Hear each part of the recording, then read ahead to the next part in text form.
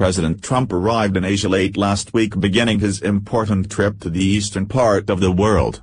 The agenda for this critical overseas trip is to continue an open dialogue with Asian leaders concerning better trade deals to America, bring potential investors to the United States, and to work on a solution for the ever-growing security and nuclear threat of North Korea.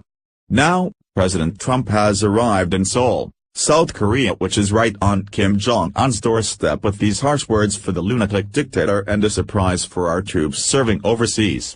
For years, the Obama administration allowed North Korea to get away with their threats to the world without any consequences. So, because of those actions, the crazed dictator has been able to acquire nuclear weapons and become a threat to the global community. When President Trump took office earlier this year, he promised that he would put America first and protect the country from these potential threats. As Kim Jong-un has pushed to start World War III, Trump has pushed back but remains optimistic that a resolution can happen. Many people have wondered how that can be possible, considering that the rogue nation has conducted numerous ballistic missile tests since this past September. The Pentagon has even expressed concern that the unhinged dictator may conduct a missile test while Trump is close to show his military might to the world. However, despite the concerns expressed by the Pentagon, Trump remains confident that the issues can be resolved. Here is more from Bloomberg.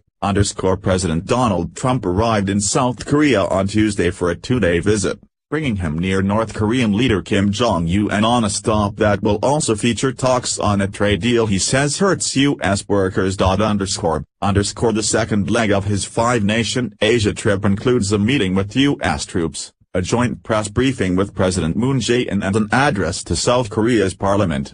In contrast to Trump's warm relationship with Japanese Prime Minister Shinzo Abe, his dealings with Moon got off to a rocky start due to differences over trade and dialogue with North Korea. Getting ready to leave for South Korea and meetings with President Moon, a fine gentleman, Trump tweeted on Tuesday morning.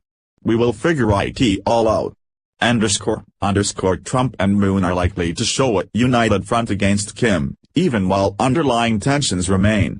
South Korea hosts more than 28,000 U.S. troops and relies on the alliance to deter a North Korean attack. Pyongyang's accelerated missile and nuclear weapons program, and a war of words between Trump and Kim, have ratcheted up tensions in North Asia to the highest level in decades. Nowhere is that tension felt more acutely than in Seoul, with a metropolitan area of more than 25 million people and a location in striking range of the regime. The president will be the guest of honor at a lavish state dinner with Moon later Tuesday. First Lady Melania Trump, Secretary of State Rex Tillerson and Jared Kushner will attend, as well as South Korea's foreign, finance and defense ministers. Other guests include SK Group Chairman Shi Tae-won and Hyundai Motor Company Vice Chairman Chung Woo-sun. Not only is President Trump working on potential trade deals that can benefit America, but he is also doing what he can to quell the ever-growing tensions with North Korea. However, in the midst of all the chaos in this whirlwind trip, Trump took the time to show his appreciation to our military men and women in the region. During Trump's visit to South Korea, he met with the South Korean Foreign Minister Kang Kyung-hwa for a short stay.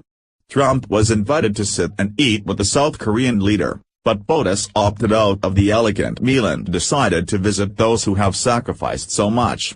Trump and Secretary of State Rex Tillerson flew by helicopter to where our troops were stationed and ate with our soldiers. I had a choice of having a beautiful, very fancy lunch, and I said no, I want to eat with the troops. And we ate with the troops, said the president proudly, adding, and it was good eating. It was good eating. And I tell you, they've done a terrific job. Very impressive. The mainstream media will do its best to criticize President Trump and his trip to Asia, but that is to be expected by the liberal media. Though despite their critiques, it will be hard to find fault in a man that is doing his best to protect America, bring trade back to our country, and a humble leader that would rather sit with our troops to pay his respect than having a fancy meal with world leaders. Share if you are proud of President Trump doing his best to lead America back to greatness. Daily Star.